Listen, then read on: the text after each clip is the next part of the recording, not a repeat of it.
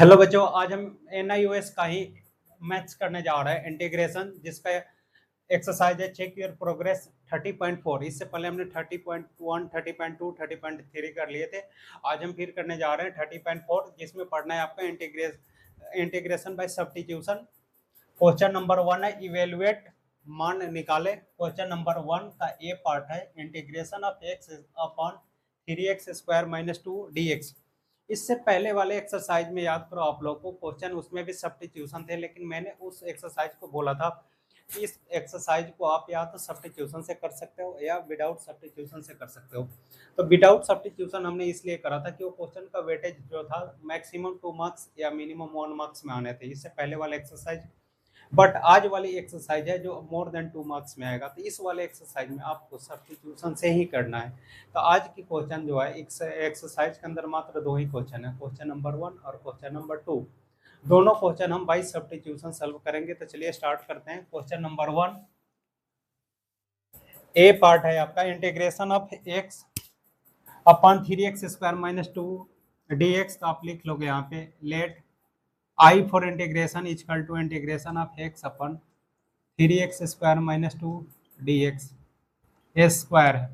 जब भी सब्स्टिट्यूशन करते हैं तो हम ऐसा चीज कोई भी वेरिएबल मानते हैं। जैसे ये आप सपोज करो ये तो x² का डिफरेंशिएशन क्या होता है 2x, मतलब जो ऊपर न्यूमरेटर या डिनोमिनेटर में जो दिया हो, तो हम जिसको मानते हैं उसका डिफरेंशिएशन जो होना चाहिए वो ये वाली चीजें होनी चाहिए। तो जैसे इसको आप मानोगे, कुछ भी चीज मान लो, लेट ये हो जाएगा 3x² - 2 इक्वल टू t। यहाँ तक समझ में आया होगा। हमने इस पोर्शन को t मान लिया। अब इसका डिफ्रेंशिएट करेंगे बोथ साइड। तो इसका क्या होगा 3x² का हो जाएगा 6x, कांस्टेंट का होगा 0। आप यहाँ पे dx भी लिख सकते हो इक्वल टू dt। यह समझ में आया। या तो आप इस dx को यहाँ भी लिख सकते हो dt अपन dx। अब यहाँ पे लिखोगे 6x dx cross multiplication dx यहाँ आ गया इक्वल टू dt। अब आपका यहाँ पे क्या x dx है, x dx को यहाँ रखो, 6 को आप इधर शिफ्ट कर दो, ये हो जाएगा x dx equal to dt upon 6। आप आ गया आपका x dx equal to dt by 6। अब आप इसको वापस यहाँ पुट कर दोगे, ये हो जाएगा I equal to therefore I equal to integration of x dx हो जाएगा आपका dt अपन में हो जाएगा 6, और इसको हमने तो मान लिया था t, तो t हो गया 1/6 को आप बाहर रख लो, 1/6 integration of dt upon t। तो जो आंसर आएगा आपका I इक्वल टू आएगा 1/t का क्या होता है 1/6, पहले लिख लो log of mod t plus c। तो जो आंसर बनेगा आपका I इक्वल टू बनेगा 1/6 लॉग मॉड ऑफ t की वैल्यू क्या माना था हमने, ये 3x² माइनस का 2 प्लस का c। तो ये हो गया आपका 1 का ए पार्ट का आंसर। बाई सब्स्टिट्यूशन आंसर आ गया। आप इसका स्क्रीनशॉट ले लो। आपका बिल्कुल सेम आप लिखोगे let I for integration I equal to integration of 2x + 1 upon x² + x + 1 dx। अब इसको आप कुछ मान लो, आप x² + x + 1 इक्वल टू आपने माना t। बोथ साइड डिफ्रेंशिएट कर लो, x² का होगा 2x, x का होगा 1, कांस्टेंट का 0। आप यहाँ पे dx लिख सकते हो डायरेक्ट, ये हो जाएगा आपका dt। अब देखो 2x + 1 dx है, यहाँ पे क्या आ गया आपका 2x + 1 dx क्या है dt। आप डायरेक्ट इसकी जगह dt रख दोगे, इसको t मान लोगे, तो आप लिखोगे I equal to integration of ये वाली चीजें dt से रिप्लेस हो जाएगा, तो dt अपन में हो जाएगा t। तो आंसर आएगा I equal to log of mod t plus c equal to log of mod t की वैल्यू क्या है, ये वाली चीजें x² + x + 1 प्लस का c। तो ये हो गया आपका answer finally. Log of mod में x² + x + 1 प्लस c, ये हो गया आपका बी पार्ट का आंसर। आप स्क्रीनशॉट ले लो। तो हम सी और डी पार्ट है आपका, हमने ये भी कर लिया सी बिल्कुल same. Let I equal to हो जाएगा इंटीग्रेशन ऑफ, इस लिख लोगे आप 2x + 9 अपन x² + 9x + 30 डी एक्स। आप इसको कुछ भी मान लो, आप इंग्लिश में 26 अल्फ़ाबेट होता है, कुछ भी मान लो आप। तो ये हो जाएगा आपका x square plus 9x plus 30 equal to t. Both side differentiate करोगे आप, एक्स स्क्वायर का 2x प्लस 9x का 9, कांस्टेंट का हो जाएगा 0। आप यहाँ लिख लोगे D x is equal to T का हो जाएगा डी टी। अब आप देखो 2x plus 9 D X, 2x plus 9 D X को रिप्लेस करोगे डी टी से, इसको मान लोगे टी। आप लिखोगे therefore I is equal to integration of D T upon, ये हो जाएगा आपका टी।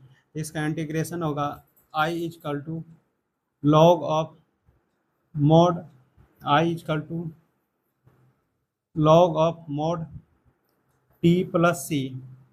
तो आई इजकल टू हो जाएगा लॉग ऑफ मोड टी की वैल्यू है ए वाली, x square plus 9x plus का 30 प्लस का सी। ये हो गया आपका सी पार्ट का आंसर। आप इसका स्क्रीनशॉट ले लो सी पार्ट का।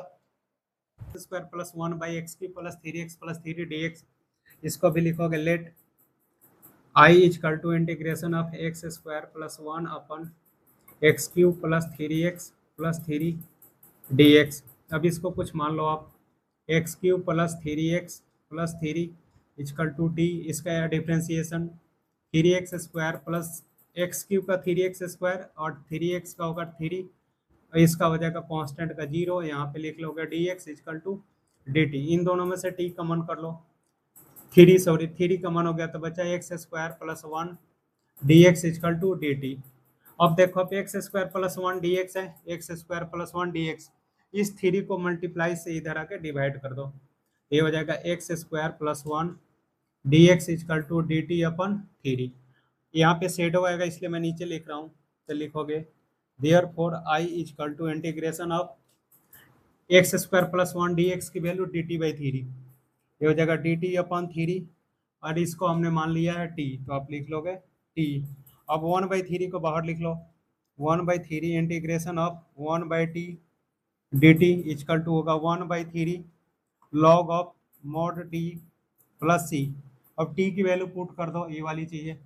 ये हो जाएगा I is equal to 1/3 log of mod, ये हो जाएगा x Q plus 3x plus का 3 प्लस का सी। ये हो गया आपका डी पार्ट का आंसर, डी पार्ट का आंसर। तो हमने सी और डी भी कर लिया, आप स्क्रीनशॉट ले लो।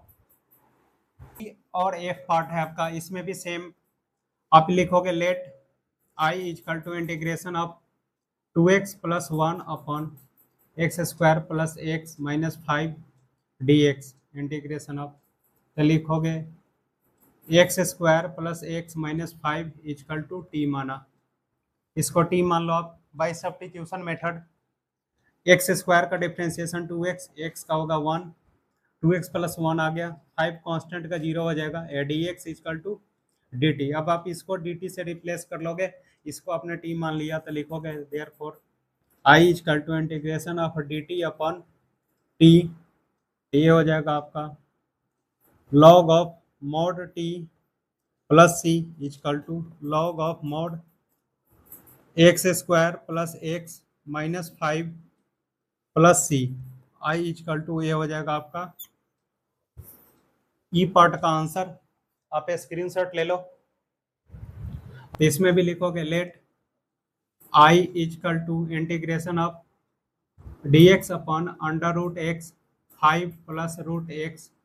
5 प्लस रूट एक्स को कुछ मान लो आप, तो 5 plus root x is equal to आप टी मानो, कांस्टेंट है 5 तो इसका 0, रूट एक्स का डिफ्रेंसिएशन होता है 1/2 रूट एक्स होता है differentiation, D x is equal to D T. 1/dx upon root X है, D X upon root X है, ये यहाँ पे डिवाइड है तो यहाँ के मल्टीप्लाई हो जाएगा, तो आप इसको ऐसे लिखोगे D X upon under root x is equal to 2 D T. अब D X upon root x को लिख लोगे 2 डी टी, यहाँ पे तो ये हो जाएगा आपका I is equal to integration of 2 D T upon, इसको आपने क्या माना है टी। ये समझ में आया होगा आपका dx upon root x, dx upon root x को लिखा 2dt और इसको आपने माना t, तो आपने लिख लिया t। 2 को बाहर कर दो, ये हो जाएगा 2। और 1/t का क्या हो जाएगा, log of t plus C equal to answer होगा 2 log ऑफ मोड के अंदर आएगा 5 प्लस रूट एक्स, टी की value 5 plus root X plus का सी, आई इजकल टू ये हो जाएगा आपका एफ पार्ट का आंसर। आप एफ पार्ट का आंसर हो गया ये, तो ई और एफ हो गया, आप स्क्रीनशॉट ले लो।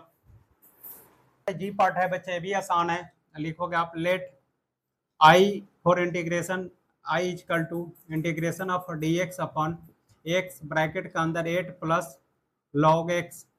अब आप log x का आपको पता है कि डिफ्रेंसिएशन क्या आता है 1/x, तो आप इसको कुछ मान लोगे तो लिखोगे 8 plus log x equal to t, 8 constant का 0, log x का differentiation 1/x dx equal to dt। अब देखो dx/x को dt लिख लोगे और इसको आपने t मान लिया, तो आप लिखोगे i is equal to integration of dx/x हो जाएगा आपका dt अपॉन में हो जाएगा t, तो इसका इंटीग्रेशन जो आएगा आपका log ऑफ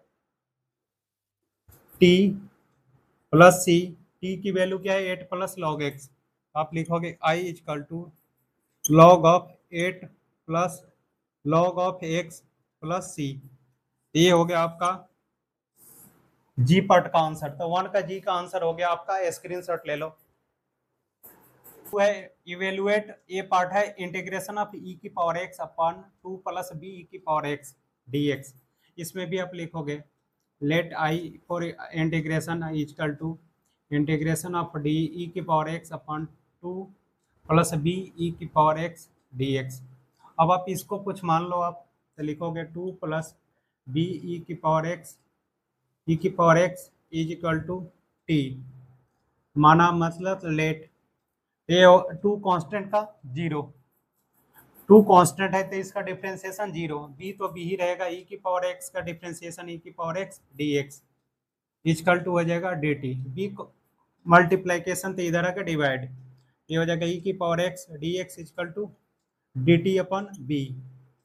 तो अब आपने निकाल लिया क्या, फाइंड आउट कर लिया ई की पावर एक्स dx का आ गया dt/b और इसको आपने मान लिया t, तो आप लिखोगे therefore i is equal to integration of dt upon b और इसको आपने माना है t, तो ये हो जाएगा अब आपका इक्वल टू 1/b, इसी के इक्वल 1/b बाहर integration of dt upon t, तो i इजकल टू हो जाएगा आपका 1/b log of mod t plus c equal to हो जाएगा 1/b log mod of t की वैल्यू क्या है आपका 2 प्लस बी ई की पावर एक्स प्लस सी, तो i इजकल टू ये हो जाएगा आपका 2 के, ये पार्ट का आंसर आ जाएगा इतना, आप इसका स्क्रीनशॉट ले लो। 2 का बी पार्ट है dx अपॉन ई की पावर एक्स माइनस ई की पावर माइनस का एक्स है, ये माइनस का एक्स है, आप लिखोगे let I for integration I is equal to integration of dx upon E की पावर एक्स माइनस ई की पावर माइनस का एक्स। अब आप पहले इसको सिंप्लीफाई करोगे, अभी आप इसको आप ऐसे लिखोगे integration of dx upon E की पावर आई एक्स ई की पावर एक्स माइनस ई की पावर माइनस एक्स है, तो आप इसको लिख लोगे 1 अपॉन ई की पावर एक्स। ये समझ में आया होगा, इसकी पावर माइनस था तो हमने अपन में लिख लिया, ये हो जाएगा integration of dx upon LCM लोगे तो क्या हो जाएगा, मल्टीप्लीकेशन में पावर को ऐड करते हैं, तो ई की पावर x और ई की पावर x मिल के हो जाएगा ई की पावर 2x माइनस का 1 अपॉन ई की पावर x। अब ई की पावर x जो है आपका यहाँ आ जाएगा, ये हो जाएगा आपका इंटीग्रेशन ऑफ ई की पावर x dx अपॉन ये हो जाएगा आपका ई की पावर 2x माइनस का 1, ई की पावर 2x माइनस 1। यहाँ तक समझ में आया होगा, उम्मीद है आपको। तो अब आप क्या करोगे यहाँ पे कि ई की पावर x को आप मान लोगे, ई की पावर x को आप मानोगे t, यहाँ पे आप ध्यान से समझो, यहाँ पे ई की पावर 2x है और माइनस 1 है और ई की पावर x dx है, तो आप ई की पावर 2x माइनस 1 को t नहीं मानोगे, आप मानोगे ई की पावर x को t, तो आप लिखोगे ई की power x equal to t let. यहाँ आप ध्यान देने वाली बात है, तो ये हो जाएगा आपका ई की power x dx equal to dt। यहाँ तक क्लियर है, ई की पावर x dx के आगे आपका dt, यहाँ पे आप लिख लोगे देयरफॉर i इजकल टू, इसको आप लिखोगे इंटीग्रेशन ऑफ dt अपॉन आपने यहाँ पे क्या माना, e की पावर x को t माना, तो यहाँ पे आपका क्या हो जाएगा, e की पावर x को आप ऐसे लिख सकते हो, एक बार मैं समझने के लिए लिख रहा हूँ, आपको समझने के लिए, e की पावर x का होल स्क्वायर लिख सकते हो, क्योंकि e की पावर 2x है, तो e की पावर x का होल स्क्वायर करोगे तो e की पावर 2x आ जाएगा, -1 मीन्स 1 का स्क्वायर, तो आप ये हो जाएगा अब आपका integration of D T upon e की पावर x मतलब t का स्क्वायर -1, 1 का स्क्वायर 1 ही होता है, तो इतना लिख लोगे आप। मैंने ऐसा इसलिए लिखा कि एक फार्मूला होता है ये वाला, integration of d x upon x square minus a square is equal to होता है 1/2a log x minus a upon x plus a, modulus के अंदर प्लस का सी, ये फार्मूला होता है आपका। इसी फार्मूले का हम इम्प्लीमेंट करेंगे यहाँ पे, इतना इजकल टू ये होता है, तो बिल्कुल सेम फॉर्मेट हुआ, एक्स की जगह आपका टी है, ए की जगह आपका 1 है, तो अब आप यहाँ पे इस फार्मूले को यूज कर लोगे आप। मैं यहाँ पे इस चीज को यहाँ लिख रहा हूँ, D T integration of D T upon T square -1 का square is equal to same formula 1/2 multiply by A की जगह 1, ये हो जाएगा log mod of t-1 upon t plus 1 plus का c।